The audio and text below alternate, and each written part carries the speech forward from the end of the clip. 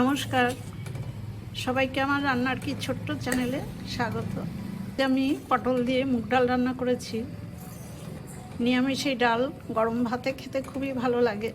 আমরা সময়ের অভাবে বেশিরভাগ সময় কুকারে করে ডাল করি, কিন্তু কড়াইতে ডাল করলে একটা তার আলাদা স্বাদ হয়। আসুন দেখে নিই কীভাবে আমি এই ডালটা রান্না করলাম।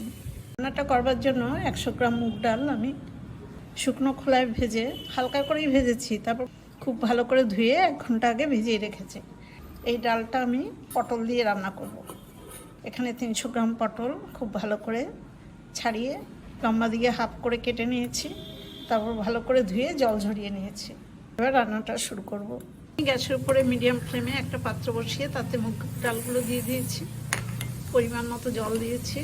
এটা ফুটে উঠেছে, একটু ফেনা উঠেছে, এই ফেনাটা আমি ফেলে দেবো। এই জলের মধ্যে ডালটা আমি 50% সেদ্ধ করে নেব। প্রায় 50% সেদ্ধ করে নিয়েছি। বাকিটা পটলের সাথে সেদ্ধ হবে বলে আমি পুরোটা সেদ্ধ করলাম না। মুগ ডাল বেশি গলে গেলে কিন্তু ভালো লাগে না খেতে। এবার ডালের মধ্যে আমি হাফ চামচ লবণ দিলাম আর কয়েকটা চেরা কাঁচা লঙ্কা। এবার আমি এই ডালের পাত্রটা পাশের বার্নারে একদম লো ফ্লেমে বসিয়ে রাখবো। এই বার্নারে আমি মিডিয়াম ফ্লেমে একটা কড়াই বসিয়ে তাতে 2 চামচ সর্ষের তেল দিয়েছি। তেলটা গরম হয়ে গেছে। এবার কেটে রাখা পটলগুলো আমি তেলের মধ্যে দিয়ে দিলাম। পটলের মধ্যেও দেখুন আমি পরিমাণ মতো লবণ দিয়ে দিলাম।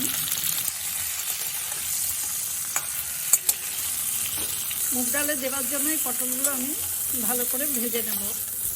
লবণটা পটলের মধ্যে ভালো করে মিশিয়ে দিয়ে আমি এবার কিছুক্ষণের জন্য পটলগুলো একটু ঢেকে দিলাম। প্রায় 3 মিনিট পর আমি ঢাকাটা খুলে নিচ্ছি। লবণ দিয়ে ঢেকে দেওয়ার জন্য দেখুন পটলগুলো খুব ভালো মজে গেছে।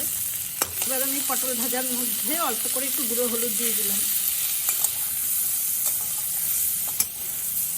হলুদটা এমনভাবে দিয়েছি যে ডালে আর আমি হলুদ দেবো না।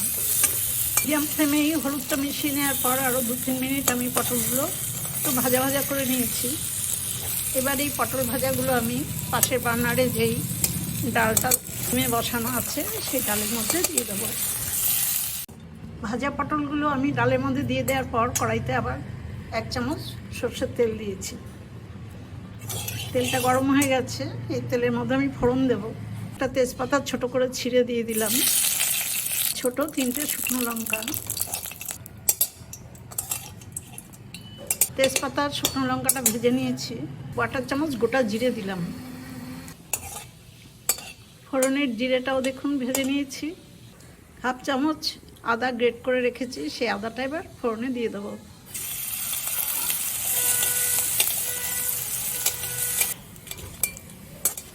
ফোড়নের সব কিছু দেখুন ভাজা হয়ে গেছে। এবার পাশের বার্নারে পটল দিয়ে যে মুগ ডালটা আছে সেই ডালটা আমি এই কড়াইতেই ঢেলে দেবো।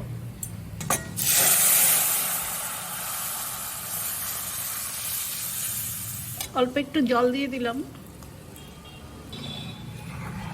সব কিছু ভালো করে মিশিয়ে দেবো। দেখুন ডালটা ঠিকঠাক মতো সেদ্ধ হয়েছে।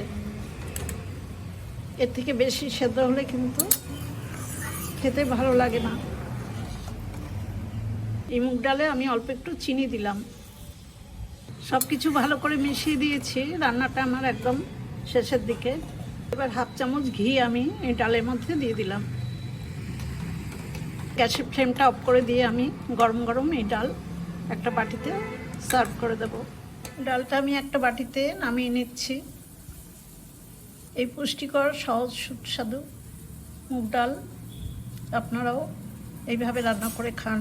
আমার এই রান্নার রেসিপিটা দেখে আপনাদের যদি ভালো লাগে তাহলে আমার ছোট্ট চ্যানেলটি লাইক, শেয়ার, কমেন্টস এবং সাবস্ক্রাইব করবার জন্য অনুরোধ রইল। আবার আগামী কোনো রান্নার রেসিপি নিয়ে আমি আসব। আপনারা খুব ভালো থাকবেন, সুস্থ থাকবেন। ধন্যবাদ।